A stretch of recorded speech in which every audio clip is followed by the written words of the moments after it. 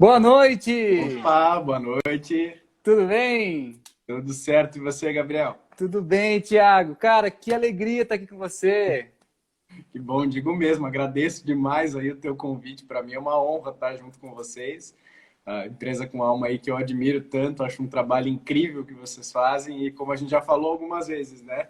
É o nosso alinhamento aí de propósitos que a gente tem em comum, que a gente tem a nossa missão aí para cumprir no mundo, do que a gente quer colocar no mundo, né? Exatamente. Cara, primeiramente, gratidão de coração pelo seu tempo, disponibilidade por estar aqui com a gente. Muito importante essa troca, com certeza a gente vai poder trazer aí muitas experiências para as pessoas sobre esse tema aí que eu sei que você gosta muito, de vulnerabilidade, segurança psicológica. Eu acho que vai ser um bate-papo muito rico. Obrigado mesmo. Imagina, que isso, eu que agradeço o convite. Pois Cara, então, fala aí. pode falar, pode falar. Fala aí. Mas então, como você falou, é um tema que eu gosto muito mesmo, tanto a vulnerabilidade em si, quanto o tema de segurança psicológica. Eu acho que são coisas que a gente vai pesquisando ao longo do tempo e tentando encontrar um caminho até a gente refinar e encontrar realmente qual é o tema daquilo que a gente quer trazer, né? E isso foi ao longo de muito tempo aí pesquisando e estudando para trazer essa temática. Que bacana, que legal. Tiago, uma das primeiras perguntas que eu faço para os convidados que vêm aqui é uma pergunta bem bacana, que é perguntar qual é a sua causa, qual visão de mundo você tem, o que que você acredita. Então, conta um pouquinho para a gente como que você vê isso, um pouco aí da sua história também, o que que você acredita, conta para a gente conhecer mais você. Cara, há muitos anos atrás, eu me perguntava muito isso, qual é a minha causa, qual é o que, que é aquilo que eu quero levar para o mundo, qual é a mensagem que eu quero levar. E hoje eu falo muito disso também para as empresas, né, e para os profissionais. Uhum. Qual é a mensagem que eu quero imprimir aí, que eu quero levar realmente para as pessoas e o impacto que eu quero fazer.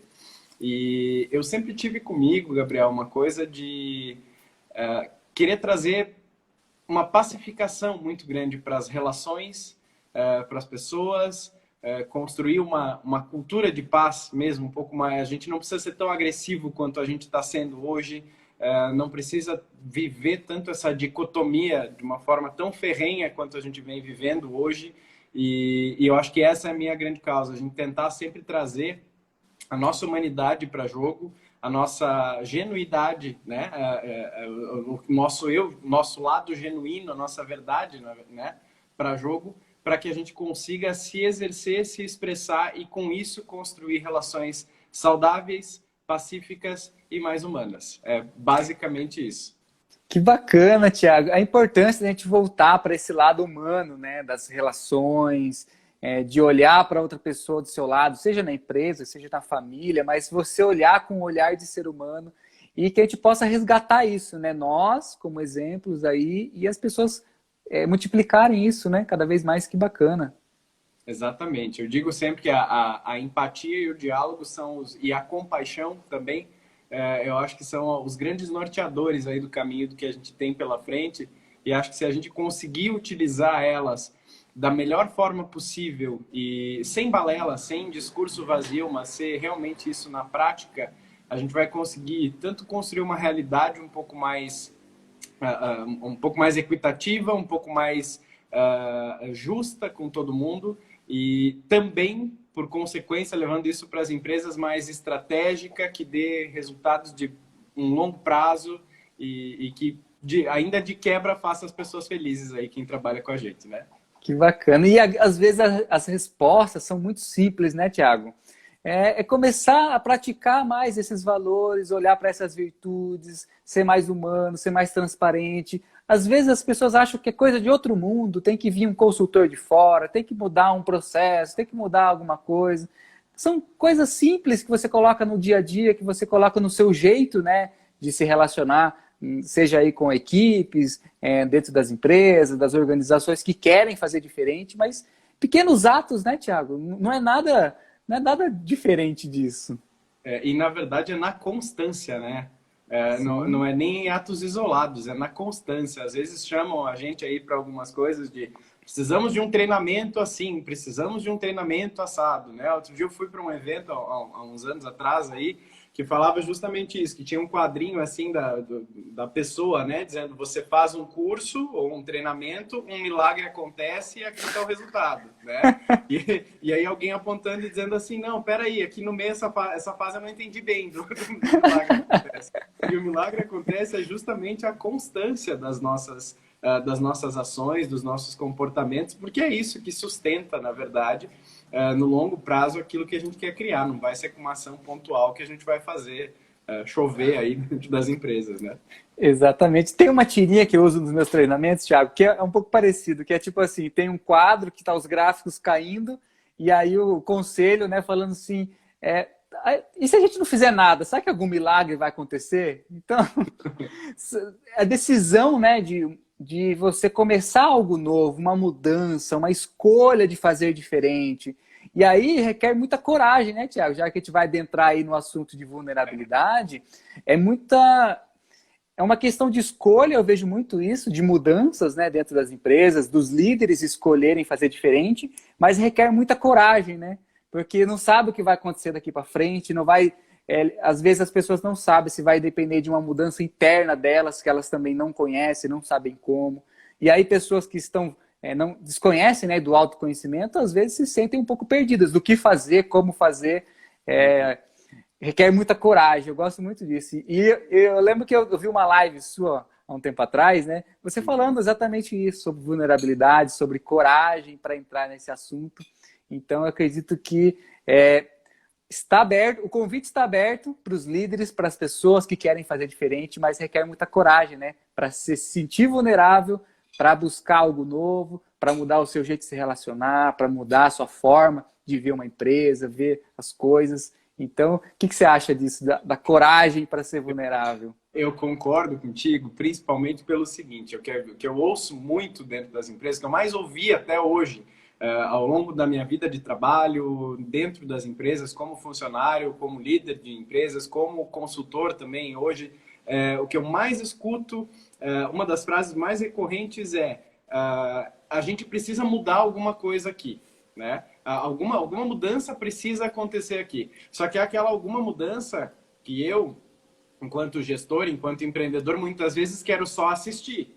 Eu não quero fazer parte dela, porque mudar dói, né? Mudar faz a gente pensar em algumas coisas que não vão ser confortáveis, que não vão ser gostosas, porque o processo de liderança em si, eu digo que ele está sempre alicerçado nos 3 âmbitos, né? No intrapessoal, no interpessoal e no sistêmico. O sistêmico vai ter referência como se a gente fosse fazer um paralelo do eu com o negócio. Então, eu enquanto tomador de decisão, eu enquanto parte dessa estratégia, ou como próprio pensador dessa estratégia, né? Eu enquanto avaliador desses índices, desse negócio em si.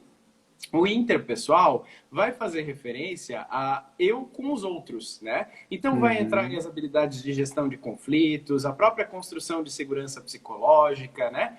E o intrapessoal, que é onde enrosca tudo, que normalmente é onde vê que enrosca tudo, se você resolveu, ele já é um bom passo andado aí, né? O intrapessoal, que vai ser o eu comigo mesmo, que é onde as coisas se embolam. Por quê? O autoconhecimento, o processo de autoconhecimento em si, ele não é aquela coisa bonita que a gente olha e se você googla uma foto de autoconhecimento, no Google Imagens, você vai encontrar alguém pensando, com o braço aberto, um horizonte bonito, alguma coisa assim, e na verdade ele tem mais a ver com a gente se escabelando e não aceitando alguma coisa sobre a gente mesmo, né? Exatamente. É muito relacionado com isso, porque é um processo doloroso.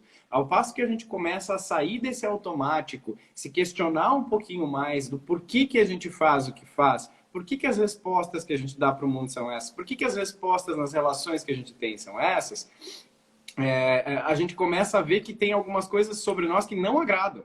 E não é que não agradam para os outros, não agradam para a gente mesmo. Porque a gente vê que não quer ser desse jeito, né? Então, trazer uma lucidez muito maior para o nosso dia a dia para a gente conseguir olhar para esses pontos. Eu costumo dizer que eu estudo a liderança há muitos anos, né? Mas eu aprendi a ser líder muito mais na meditação e na terapia do que necessariamente na literatura. Exatamente. Ao passo que eu fui conhecendo mais e entendendo as minhas respostas, de como eu me relacionava, de como eu me colocava no mundo, em como eu me exercia as minhas ações, foi que eu comecei a entender que muitas das coisas têm a ver muito mais comigo do que com os fatores externos, né? Uhum. E eu tenho uma coisa que a Monja Coen fala bastante. Eu sou zen budista também há alguns anos, pratico, medito. Que legal! E é aquela coisa de assim, aquele dedo que faz assim, você vira para você primeiro, né? Para dar uma olhada e entender assim, tá, mas e eu nesse negócio, né? E que aí vários outros também, nomes da psicologia vão falar do processo de autonomia também, da construção da individuação mesmo, né? Do processo de se tornar um indivíduo consciente de si. Então eu vejo que o caminho sempre começa por dentro, sempre começa da gente olhando para a gente mesmo. E sem dúvida, exige uma coragem absurda para mexer nisso. Porque se você for parar para pensar, quantas pessoas passam a vida inteira sem consciência de quem são, de o que fazem, por que fazem isso. Uma das perguntas que eu sempre falo quando eu vou fazer algum treinamento relacionado com liderança, ou mesmo nas aulas, alguma qualificação, alguma formação, que é uma das primeiras dinâmicas que a gente faz, é fazer uma pergunta para as pessoas que é muito simples, mas que normalmente vão caixas e caixas de lenço com isso. Que é, quem é você? Sim. E aí, mas quem é você sem a sua formação, sem os papéis que você ocupa na vida, sem aquilo que você tem na parede, sem as titulações, sem o emprego, sem isso, quem é você? Quem sobra aí? O Perfeito. que é de verdade, né? E aí, para a gente começar a entender essa essência que traz e o que é você genuinamente. Eu acho Perfeito. que daí é o primeiro ponto de partida, né? Mas como eu disse, exige, e como você também comentou, exige coragem, muita coragem para a gente mexer nisso. Não é uma coisa tão simples. Coragem para tirar a máscara do ego, né, Thiago? De você olhar para o espelho, se auto-enfrentar, resolver os seus problemas internos, mergulhar dentro de si, encontrar respostas e começar a mostrar para o mundo que é possível. E aí, quando a gente fala de liderança, né, é liderança inspiradora, que nós olhamos para alguém que se trabalhou, que se mergulhou, e a gente admira com respeito, com admiração. E aí, nossa, essa pessoa me inspira a eu também fazer isso em mim. Então, é um respeito através da liderança, mas que eu possa ser o líder de mim mesmo. Eu gosto muito de uma visão que a gente olha uma pessoa que se trabalha, que conta os seus aprendizados, que conta como ela se transformou, e isso inspira nós a fazermos algo parecido. Uhum. E aí, a gente vê a coragem dessa pessoa, já que a gente está falando disso, né? Coragem de ter mergulhado, coragem de falar sobre isso, coragem para contar, né, sobre os seus desafios pessoais, como ele transformou, como ele teve entendimento daquilo. E aí, né, a pessoa começa a sentir o que realmente é importante, não um conhecimento que veio de um livro ou atitudes e competências que alguém precisa desenvolver, não, né? É muito mais a coragem de mergulhar dentro de si, resolver alguns problemas internos, do que simplesmente uma empresa falar para a pessoa, né, que ela precisa se desenvolver em algum aspecto. Então, aquela coisa da construção começar de dentro para fora, né? Sim. Ela não começa de fora para dentro, ela começa de dentro para fora mesmo. E você sabe que isso que você estava falando, da questão da liderança inspiradora, né, principalmente, eu vejo que toda ferramenta ela tem coisas boas e coisas ruins, né? É como aquela história a diferença do remédio para o veneno é a dose, né? Uhum. E eu vejo que, por exemplo, essa questão das redes sociais, da internet, o que trouxe para a gente foi uma questão de voz e visibilidade para o maior número de pessoas possível. Então você pensa assim, na formação de comportamento dentro das empresas e no nosso âmbito pessoal também, e social, enfim, ela é muito pautada no aprendizado com figuras de referência, né? Uhum. E a gente tem figuras de referência, se a gente for pensar e fazer um paralelo, as primeiras figuras de referência que a gente tem são pai, mãe, tio, tia, né? As pessoas que estão próximas ali, né? E entrar nesse assunto, as referências familiares, né? É isso aí, aquela história do primo, né? Que na tua idade o teu primo já era assim, né? Já tinha feito tal coisa. Eu nunca fui esse primo, tá? Mas tudo bem. Isso a gente releva, eu já trabalhei também.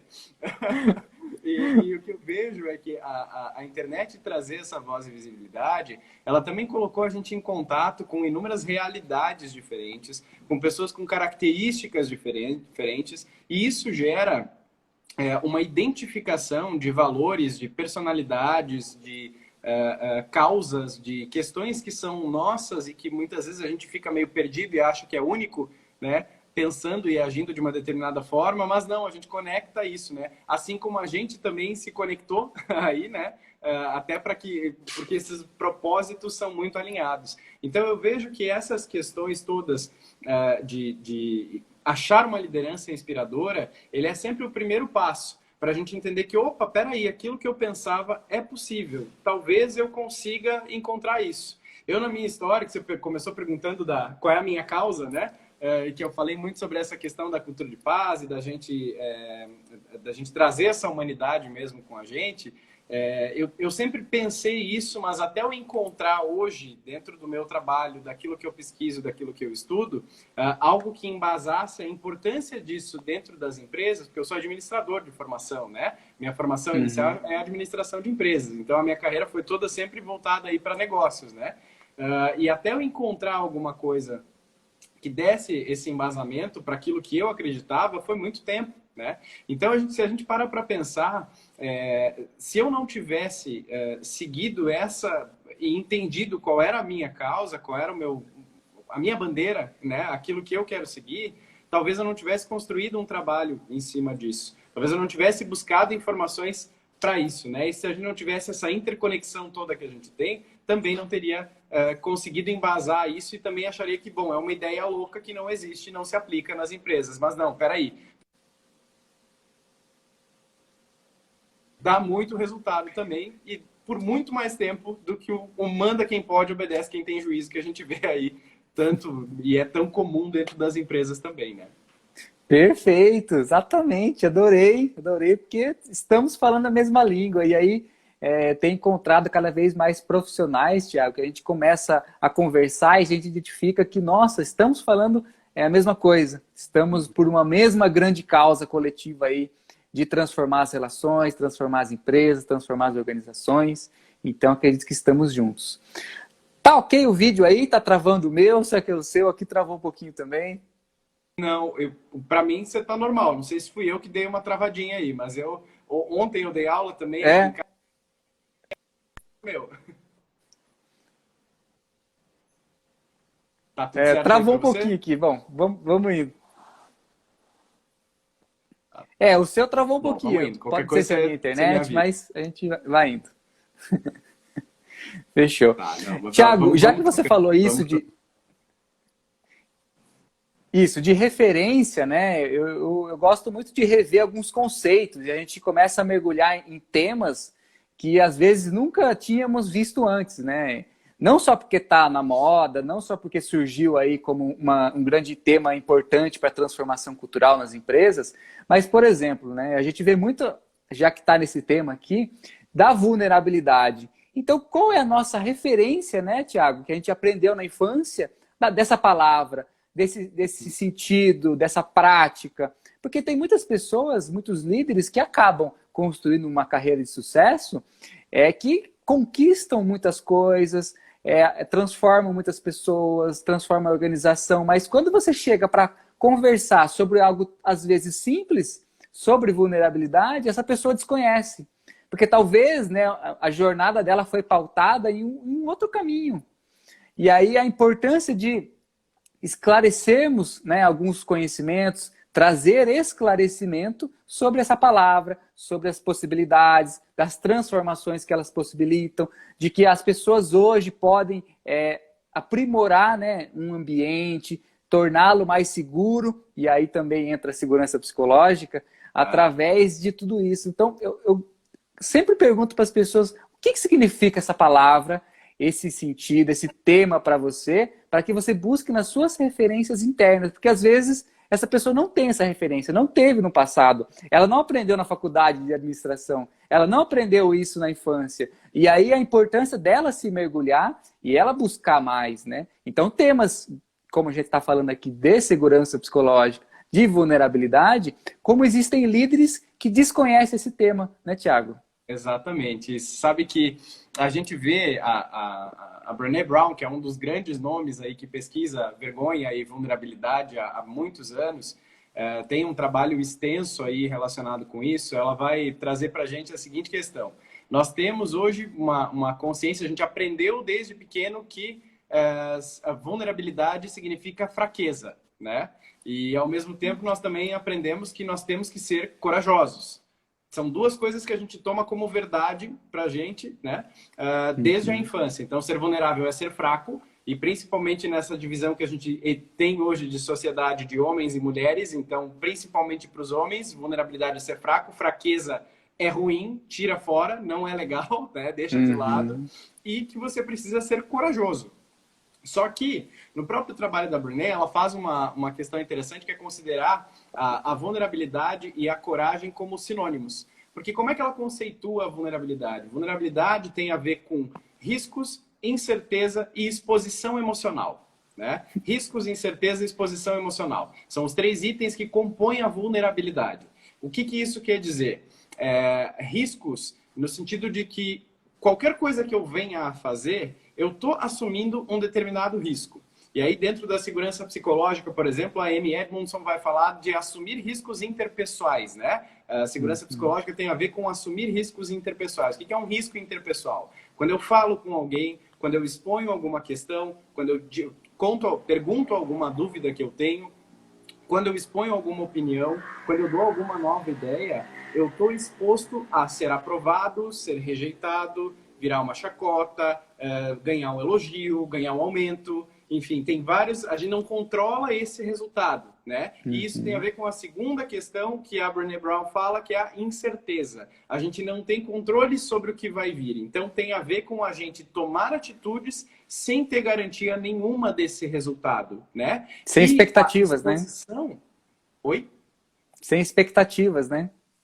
Não é nem a questão de ser tão sem expectativa, mas abrir mão do controle mesmo, né? E tem muito a ver a questão da exposição emocional, porque quando a gente se expõe, assume um risco interpessoal, a gente automaticamente está expondo a nossa vulnerabilidade, está expondo as nossas emoções. E por que ela faz esse paralelo entre vulnerabilidade e entre coragem? Por que ela diz que são sinônimos? Porque se você parar para pensar, quantas decisões importantes você tomou na sua vida, importantes mesmo, que não envolveram risco, incerteza ou exposição emocional? É mais simples do que imagina, acontece o tempo todo, né?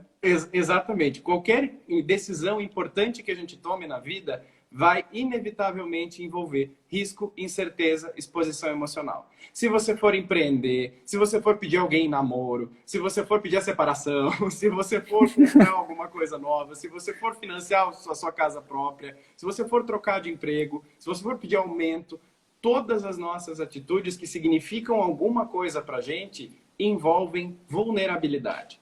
Então ela faz parte da nossa vida. E uma coisa que eu gosto muito também, que a Brené fala até brincando, ela diz que a vulnerabilidade ou você escolhe viver com ela ou ela surge do nada, né? E não é que ela surge do nada, ela já estava aí, você que não queria olhar para ela, né? Sim. Então é mais ou menos nesse sentido. E eu vejo também que dentro do estudo da liderança, a gente vai entendendo sobre esses referenciais de comportamento, como a gente falou, e eu costumo dizer que a liderança e a cultura, elas são temas que estão completamente interrelacionados, elas são indivisíveis, né? Porque a cultura, ela vai ter, obviamente, várias abordagens, vários conceitos, mas basicamente a gente pode, para sintetizar a ideia, ela vai ser tudo aquilo que se comunica e que é implícito ou explícito de como as coisas funcionam aqui, né? Como as coisas são dentro desse ambiente, como as coisas são dentro dessa empresa.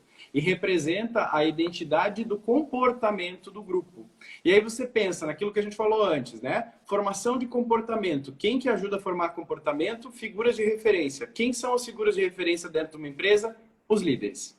Então, o tamanho da responsabilidade que a gente tem, quando você começa a entender o tamanho da responsabilidade da liderança, ele vai fazendo assim, né? Ele vai ampliando cada vez mais e vai aumentando até você entender isso. E talvez por esse entendimento, como eu falei, tudo, de novo a história do remédio, né? A diferença do veneno para o remédio é a dose. Se você levar isso como uma responsabilidade única e exclusivamente sua e vestir a capinha do super-herói, eu sempre digo, tira a capinha, porque liderança não tem a ver com isso, né? Tira essa capinha do eu sou invencível, eu sou infalível, eu sei todas as respostas, eu sei todos os caminhos, eu não posso demonstrar que eu não sei, porque isso não funciona. Primeiro, porque não é saudável. Segundo, que é humanamente impossível a gente alcançar essa perfeição. E terceiro, que não é estratégico também, porque você não permite que os outros também aprendam, também se expressem, também coloquem a sua verdade nisso, né? Eu digo que é na diversidade que a gente consegue ter novas ideias, criar novas alternativas, e quando a gente não abre para que as pessoas também se exponham, também falem, né? A gente perde oportunidades, sejam de negócios, seja de construir relações, seja de construir uma cultura mais saudável, de N oportunidades aí que são perdidas. Só que isso passa, Gabriel, inevitavelmente, eu vejo que é o seguinte, a liderança em si, ela ensina aos outros como eles devem se comportar, não por meio das palavras, mas por meio das ações, né? Sim. É mais ou menos como uma criança. Eu sempre dou esse exemplo que quem tem filho sabe bem disso, né? A criança não vai fazer aquilo que você diz para ela fazer, ela vai fazer aquilo que você faz, né? Ela vai fazer a mesma coisa que você faz, ela vai repetir esses comportamentos. Então, dentro das empresas acontece da mesma forma. Eu, enquanto líder, aquilo que eu faço, automaticamente eu dou permissão para que as pessoas também façam dessa forma, né? E aí, fazendo esse paralelo com a vulnerabilidade, o que tem a ver, com o que tem a ver em si a vulnerabilidade, né? Ela é uma característica do mundo volátil que a gente vive hoje, que é incerto, o mundo VUCA aí, que um amigo usou uma expressão que eu Super VUCA. Que o mundo VUCA está com esteroides agora, o mundo VUCA, essa adotei para a vida e roubei dela a expressão e continuo usando. Esse mundo VUCA com esteroides que a gente vive, e também é uma característica que é nossa, que é humana, né? Eu vejo que a concepção que a gente traz, e até por conceitos históricos aí, né? Dentro da liderança, do estudo da liderança, uma das primeiras teorias aí documentadas foi a teoria dos traços, ou teoria do grande homem, né? E homem mesmo, né? Não era homem no sentido de humano, mas homem, né? Sexo masculino, porque ela trazia, você pensa lá, a gente vem de uma era vitoriana onde está tudo pacato, a gente faz a nossa própria manteiga em casa, aquela coisa tranquila, e de repente aparece um forasteiro, né? Aquela história do cara que vem do cavalo e que é super corajoso e tudo mais. E a teoria dos traços, ela vem como um resultado disso, porque ela traz isso, ela foi duramente contestada ao longo dos anos, mas ela traz justamente essa questão de que os que são agraciados com essas características podem ser líderes, os que não são agraciados com essas características não podem ser líderes. Então, ou você nasce ou você está ferrado, não vai ser líder nunca na sua vida, né? E também, dentro dessa própria teoria, o tamanho do absurdo, ela traz algumas questões, inclusive de características físicas que ele deveria ter para ser esta figura de liderança. Então, ele tem muito a ver com o mocinho impetuoso, audacioso, dos filmes de antigamente, né? De tudo que a gente via, que tem muita atitude, que toma frente, que soca o cara no bar, que faz toda essa coisa e que fica com a mocinha no final. Então a gente constrói isso, e o quanto a gente colhe isso até hoje, tanto nas figuras até mesmo de força que a gente tem hoje, e faz esse paralelo com a liderança para a gente vestir essa capinha da invencibilidade e achar que a gente tem que saber todas as respostas, ter medo de dizer quando a gente não sabe quais são as respostas, quando a gente não sabe quais são os caminhos. E uma coisa muito comum também que eu vejo, eu acho que nesse cenário que é super de acelerar negócios, fazer negócios exponenciais, vamos correr, a competitividade é grande, né? Dentro disso tudo, eu vejo que muitas vezes as empresas não fazem algumas coisas, os líderes em si, deixam de fazer uma coisa que nunca gostaram de fazer, que foi planejar. Nunca gostaram, mas agora com esse cenário de a gente precisa ser rápido, precisa ser ágil e tudo mais, aí a gente deixa isso para baixo do tapete, né? Porque é mais fácil, porque é mais comum. E é o que eu digo que fazer uma coisa bem feita, fazer um trabalho bem construído, seja na tua própria liderança, seja em estratégia, seja no que você quiser fazer, dá trabalho. Não nasce da noite para o dia. É difícil. E por isso a maioria das pessoas não faz. É esse o grande lance, né? E aí a questão, até eu vi que alguém comentou, ter medo de não saber é muito comum. sim, é muito comum e muitas vezes a gente, enquanto líder, não se abre para dizer, olha, não sei qual é o caminho, não sei o que é melhor nesse momento, né? E eu acho que as outras pessoas, porque eu vejo que é muito característico. Toda vez que a gente toma frente pelo outro, não deixa que o outro construa a sua autonomia. Quanto mais eu assumo papéis que não são meus e coloco tudo nas minhas costas, mais o outro se coloca na posição de refém, de esperar por você, de não tomar decisão, porque você já tomou. E isso muitas vezes é inconsciente.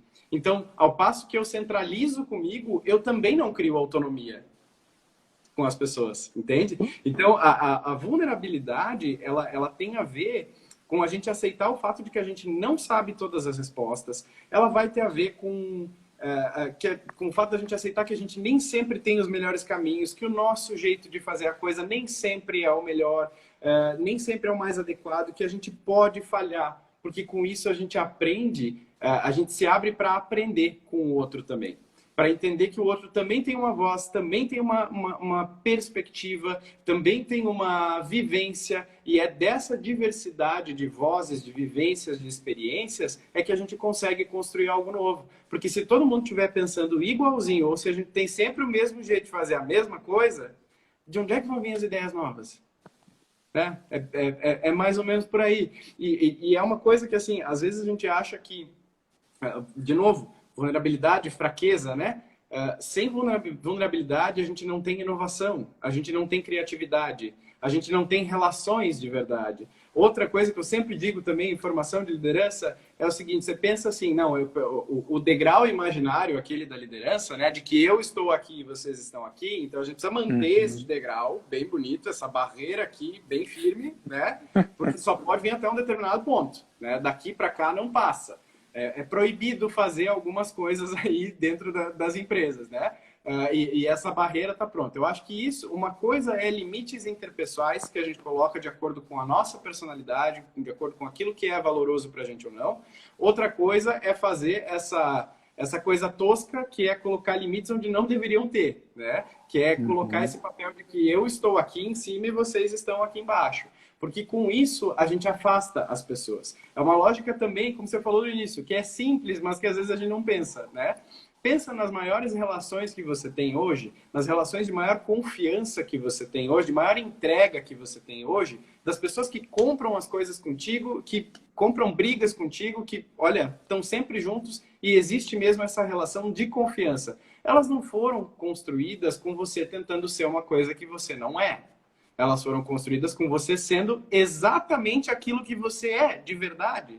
Com as pessoas que gostam de você, não apesar dos seus problemas, mas porque sabem como você é. E gostam daquilo que é você, né? Porque uma outra percepção também que eu sempre falo é que a gente é muito apegado, e eu acho que isso é um treino que a gente vem desde a infância, e a Amy também fala um pouco disso na questão de assumir riscos interpessoais, né? Porque a todo tempo a gente tenta medir e tenta proteger aquilo que a gente mostra para o outro. A gente quer controlar isso, né? Aquilo que a gente mostra para o outro. Porque a gente tem medo da rejeição, tem medo da reprovação, a gente tem medo de como o outro vai ver, né? E muitas vezes o outro já está tão ali na cabeça dele perdido daquele jeito e também pensando talvez a mesma coisa que você está julgando e você está pensando que o outro está julgando e ninguém vive o que queria viver, né? Ninguém vive a sua verdade, a gente só vive fazendo aquilo que o outro acha, né? E não tem nada verdadeiro ali, né? E aí é o caminho para o fracasso mesmo, porque não vai funcionar. É personagens e personagens. Então, como você falou também, Gabriel, é a gente tirar essas máscaras dos personagens, do aquilo que deveria ser, que a gente acha que deveria ser, porque eu sei que todos nós temos aquele ditadorzinho interno, aquele general interno ali, né? Que pega pesado às vezes com a gente, de que podia ser melhor. A vergonha faz isso com a gente. A vergonha ou coloca a gente numa situação de dizer assim, ó, não tá bom o bastante, ou então, quando está bom, de dizer pra gente quem você pensa que é para estar fazendo isso. De um jeito ou de outro, ela vai tentar desmontar isso. E o nosso filtro tem que estar justamente em conseguir dialogar com essa voz, porque toda pacificação que a gente quer falar aí de cultura de paz e tudo mais, externo é reflexo de uma questão interna. As relações externas são reflexos da nossa relação com a gente mesmo. Se a gente se cobra, se a gente se culpa, se a gente se xinga, se a gente cria uma guerra interna aqui muito grande, isso vai se refletir para o meio externo. Isso vai trazer também para as relações que a gente tem, seja nas empresas, seja em qualquer outro lugar que a gente vai viver. E a gente conseguir entender que a gente é esta humanidade, que a gente é estas emoções também, é um primeiro passo para a gente reconhecer a nossa vulnerabilidade. Porque sem reconhecer, a gente não acolhe. Quanto mais a gente tenta deixar de fora, pior fica. É aquela história de que, assim, tudo que a gente inclui ganha a proporção certa. Se a gente tenta deixar de lado, o monstrinho cresce.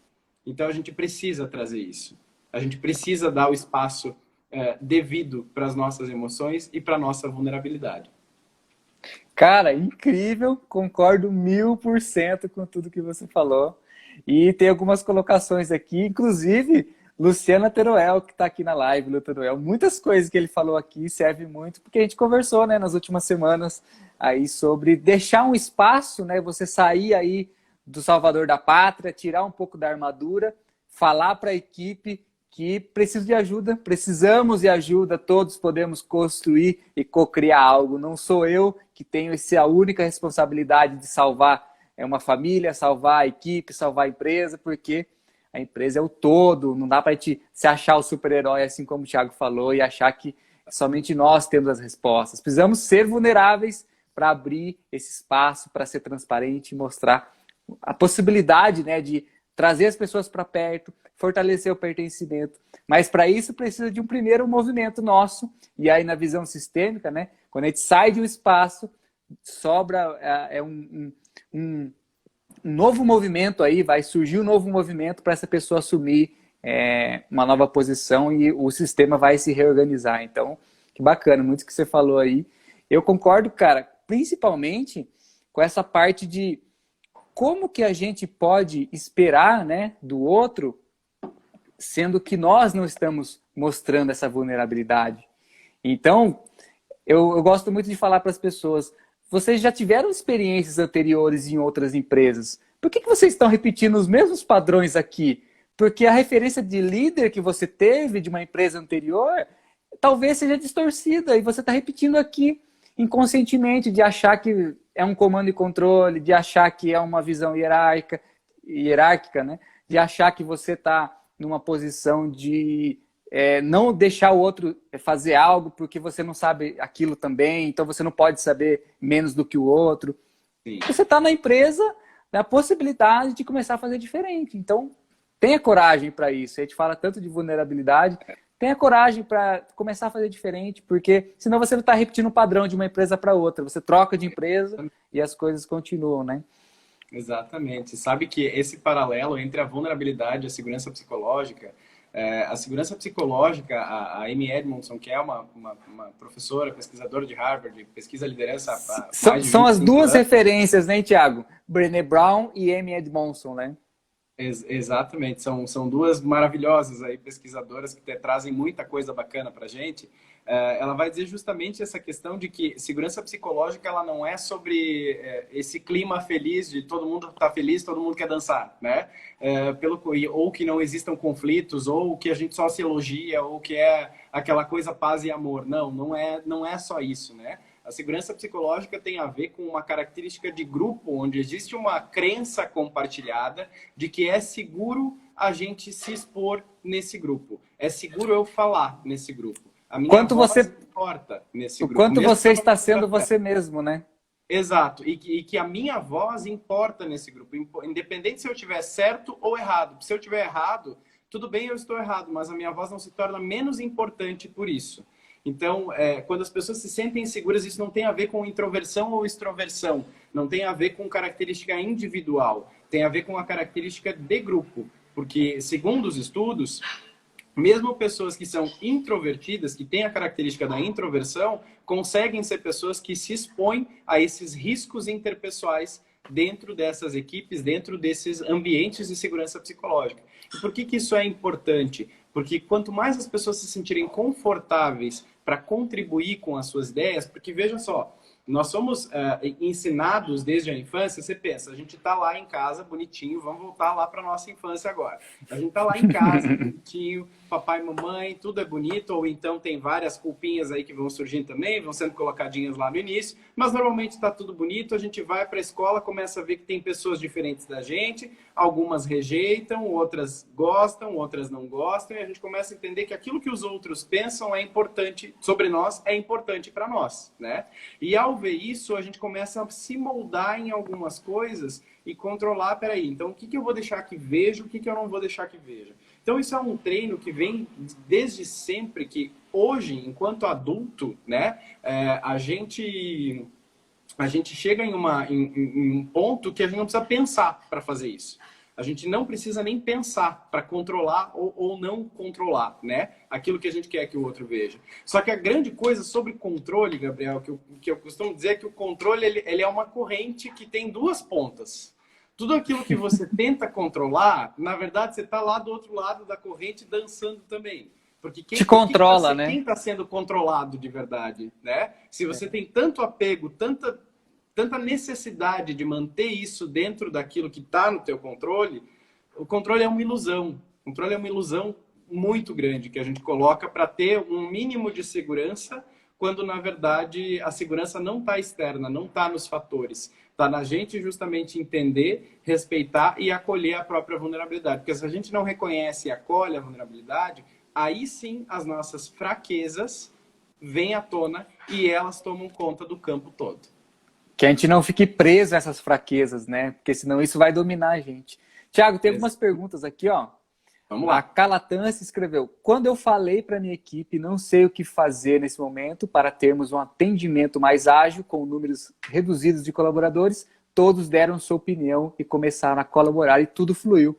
Exatamente isso que a Luciana também escreveu, né? As maiores relações são quando nos colocamos vulneráveis, quando mostramos essa transparência, de mostrar para a equipe e trazer eles para perto para eles poderem colaborar. Então, é um grande passo para vocês começarem, né, a olhar como você faz isso no seu trabalho, na sua empresa, como você vê as pessoas fazendo isso. Ó, Outlier Consulting escreveu: chefes são um mal necessário nas empresas, mas somente líderes garantirão um futuro promissor, ainda mais nesse contexto. Bacana. Exatamente. Eu acho que o chefe em si, o conceito do chefe, ele tem dias contados, né? Eu acho que a gente mistura um pouquinho a questão de liderança e gerenciamento. Até as próprias traduções da literatura às vezes confundem um pouco. Confunde muito, e na com verdade certeza. são duas coisas completamente diferentes, né? O gerenciamento tem muito mais a ver com aquele âmbito sistêmico do eu com o negócio, de acompanhamento. O cargo, a função, né? Muito mais processo do que simplesmente uma iniciativa, uma atitude que a liderança está mais ligada, né? Exatamente, o processo de influência em si, né?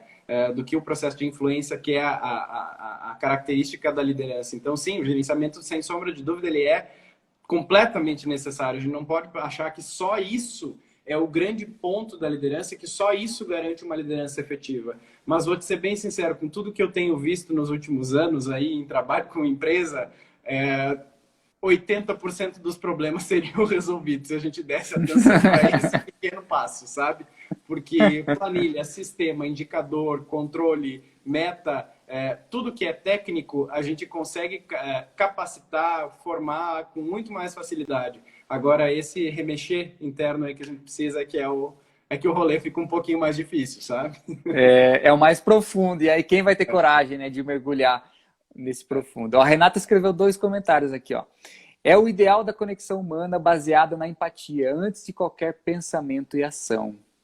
Depois ela escreveu: você só alcança a produtividade, desempenho ideal, criatividade e inovação quando temos uma cultura que viabiliza a exposição dentro de um ambiente acolhedor. O controle é um cobertor de ilusão. Renata Sansoni, incrível, amiga, já participou aqui com a gente. Ela traz muita abordagem da empatia, da psicologia positiva, da compaixão dentro das empresas. Então são temas, Thiago, totalmente relacionados, temas complementares, né, que proporcionam uma expansão de consciência do líder, da pessoa que está ali diante de algo que ela não sabe como resolver, e aí ela começa a sentir que eu sempre fiz assim, e aí uma das coisas que você falou que me remeteu a isso também, né? Eu sempre falo, qual o custo-benefício você fazer sempre a mesma coisa e ter o mesmo resultado? Agora existe a possibilidade, se você despertou vendo que isso não está funcionando mais, faça algo diferente, faça o novo, se abra para o novo, se abra para pedir ajuda, se abra para pesquisar algo que você não conhecia. Então, nesse momento que o líder se abre, que as pessoas se abrem, a mudança realmente começa a acontecer. Independente do tema, né, de vulnerabilidade, de empatia, de como você vai mergulhar dentro de tudo isso, mas a importância de se abrir. A gente está falando, né, Gabriel, de alma, de empresa com alma, de gente com alma. Né? Sim. A gente está falando disso mesmo, porque é isso que, no fim das contas, vai fazer a diferença. Eu acho que uma das coisas que é muito importante é a gente entender o significado do trabalho para a gente, sabe?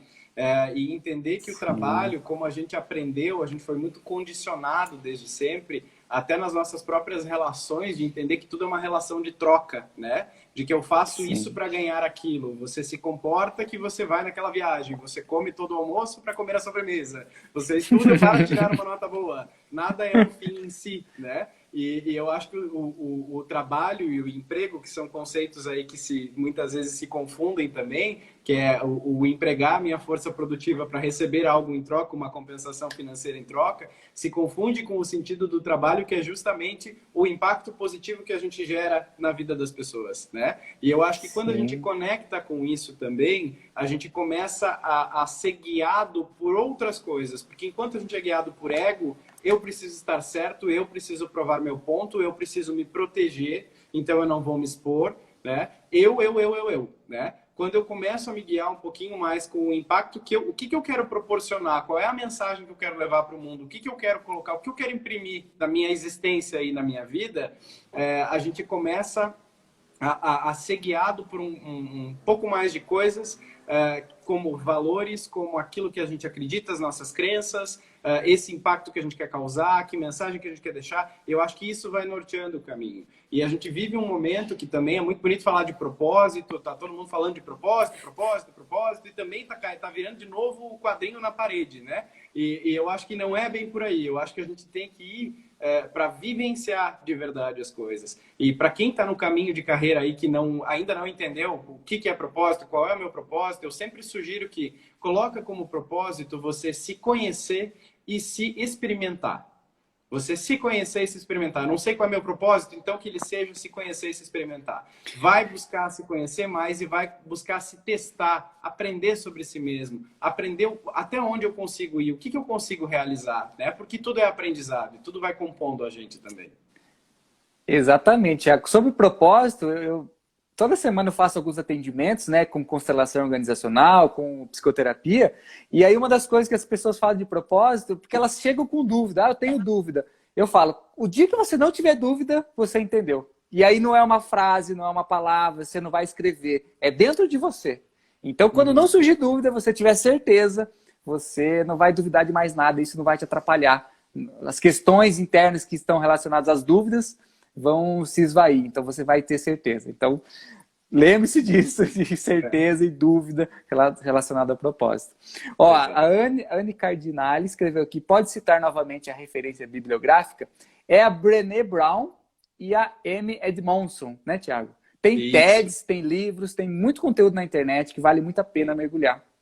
Tem muita coisa. Olha, vai para o YouTube, vai para o Google que você vai encontrar aí um bom pouco de coisas, de artigos, de vídeos, de TED, de tudo um pouco. Sim. Ô, Thiago, temos 10 minutos aqui. Eu queria citar mais um ponto que eu acho que é incrível. No TED da Amy Edmondson, né, tem uma tabela que até que ela explica, que é tipo, é mais ou menos assim, né? Para evitar, igual você falou, do julgamento, surgiu essa crença, né, que vou ser julgado por algo e a opinião dos outros importa. Então, dentro do ambiente de trabalho, num grupo, e aí eu chamo as empresas de grupos evolutivos, não somente uma empresa, mas um grupo de pessoas que estão se relacionando, que estão crescendo, que estão evoluindo juntos. Se ali dentro você chega com um pequeno receio, um pequeno medo de que alguém vai falar alguma coisa, e por isso você evita ser você, e aí ela fala assim, né? Com medo de ser julgado, você não faz isso. Ninguém gosta de alguém que vai atrapalhar, incomodar. Então, para isso, eu evito falar o que eu acredito. Eu evito me expor, eu me evito ser eu mesmo, eu evito, sei lá, transmitir o que eu quero. Então, quando a gente se retrai para não sermos nós mesmos, isso acaba se acumulando e você vai viver uma vida, talvez, pautada na energia do medo, porque esse ambiente não te proporcionou uma certa segurança, uma certa confiança. Né, Tiago? Eu acho que esse é um dos pilares assim, para entender o que é segurança psicológica. Qualquer tipo de grupo, não é só empresa, é grupo de amigos, é família. Se você se sente retraído porque você não pode ser você, você tem que fingir ser alguém que não é, você vai acumulando, vai engolindo sapo, vai engolindo coisas, e aí um dia a sua vida vai ficar meio complexa. Exatamente. E esse momento dela ficar complexa não é feliz para ninguém, né? E você sabe que nesse estudo da Amy, ela traz, na verdade, algumas tabelas, né? Ela traz uma tabela de crenças que normalmente as pessoas têm dentro das empresas, que por exemplo, não critique alguma coisa que o chefe possa ter criado, ou então não fale se o chefe do chefe estiver na frente, ou não fale a menos que você tenha dados sólidos. Então, a não ser que você tenha certeza daquilo e tiver como comprovar a sua ideia, você não fala, você fica quieto. Ou que falar traz consequências profissionais. E ela faz uma outra tabela também de por que o silêncio ganha, né? Porque quando eu faço um cálculo mental rápido, se eu falar, quem se beneficia são os outros. É a empresa, os clientes ou outras pessoas, né? Quando se beneficia, em algum tempo, né? E a probabilidade de eu me beneficiar é baixa. Se eu não falo, quem se beneficia sou eu, imediatamente, com alta probabilidade de continuar gerando benefícios, porque eu fiquei quieto.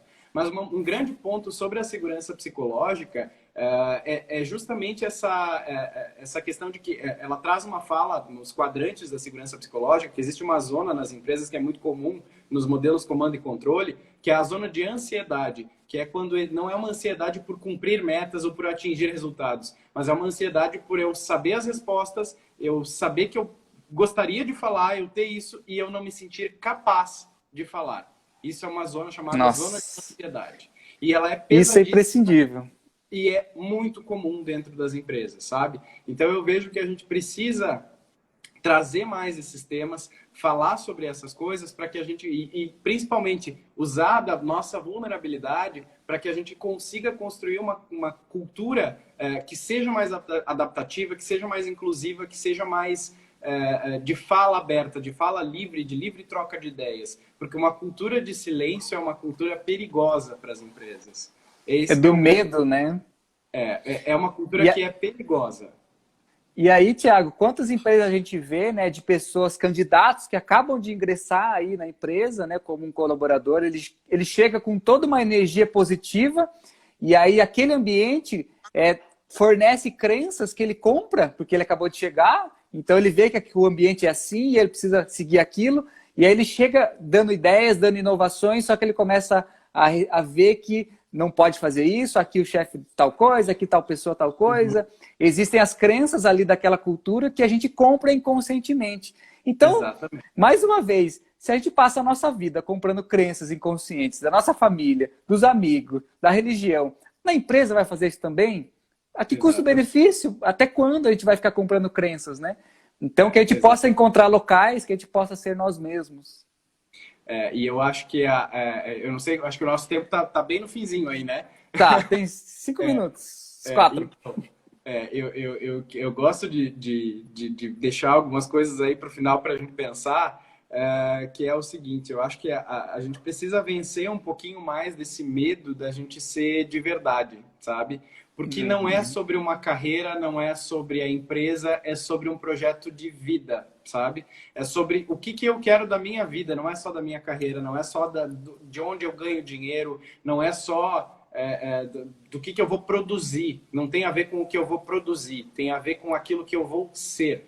O trabalho é isso. O trabalho não tem a ver só com aquilo que a gente... Não está relacionado com o ter, ele está relacionado com o ser alguma coisa. Ele ocupa um espaço muito grande na nossa vida para ele ser só a única coisa, a única importância dele ser o que paga os nossos boletos, né? A vida é mais do que isso, a gente é mais do que isso e a gente precisa começar a viver essa verdade. E um último recado que eu gosto de dar é que a gente não tenha medo de ser vulnerável, sabe? Que tem uma frase que eu gosto muito que diz o seguinte: o crítico normalmente está fazendo muito menos do que você. Então, não tenha medo de ser vulnerável, não tenha medo de se expor, não tenha medo de colocar a tua verdade no mundo. E se errar, também faz parte da vulnerabilidade. Erro é aprendizagem. Erro não é só um resultado ruim e inesperado. Erro faz parte do processo de aprendizagem. Como professor, como estudioso também aí da área da educação, atuo na área da educação há muitos anos, tenho para dizer que assim, a gente leva o erro de uma forma muito feia, que é como um processo negativo. Ele não é um processo negativo, ele traz vários aprendizados. Vários aprendizados. E se a gente começar a tirar um pouco do foco em só produzir, alcançar resultado, ser efetivo e colocar um pouco mais de foco no aprender, eu acho que a gente vai ter um caminho muito mais pacífico com a gente mesmo e também na cultura das nossas empresas. Incrível, incrível demais, Thiago. Adorei, adorei. A gente podia ficar horas aqui, ainda mais porque a gente gosta desse tema e estamos aqui para levar isso para mais pessoas. Então, essa 1 hora aqui passou muito rápido. Thiago, temos aí 2 minutinhos. Eu quero agradecer de coração o seu tempo, sua paciência, sua confiança de estar aqui com a gente, compartilhando todas as experiências e aprendizados. Conta um pouquinho onde as pessoas podem conhecer o seu trabalho, o que você tem feito aí, como as pessoas podem te seguir nas redes sociais. Conta um pouco aí do seu trabalho. Legal. Então, Gabriel, eu trabalho com efetivamente com desenvolvimento de lideranças, com projetos de cultura organizacional. Trabalho muito com o LinkedIn, boto muita coisa lá no meu LinkedIn, tá lá como Thiago Giacomoni. Aqui no T Giacomoni também no Instagram, volta e meia estou colocando algumas reflexões, algumas coisas aí do dia a dia que a gente vê, que sempre vai gerando mais pensamentos aí na gente, né? E a gente se encontrou assim também nos nossos caminhos, né, Gabriel?